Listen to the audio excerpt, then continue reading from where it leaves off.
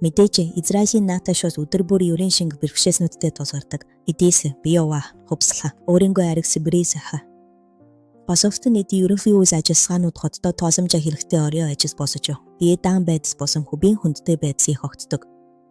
Габашье баян бархашэл хэ гадна хунда хушер эдэй засагай бадота байдал би. Олон нахатай шул бага олзатой амидардаг. Заримдаа голтулеб эремдэг байтай шулей тэтхэмжэдэ найдадаг.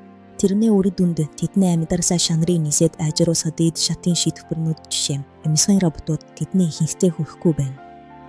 Энэ нь уйтгастай юундв гэхэд эмисхэн роботууд тансал зүйлс биш. Тэд боттой байцсыг хобис хашитгэрий болно.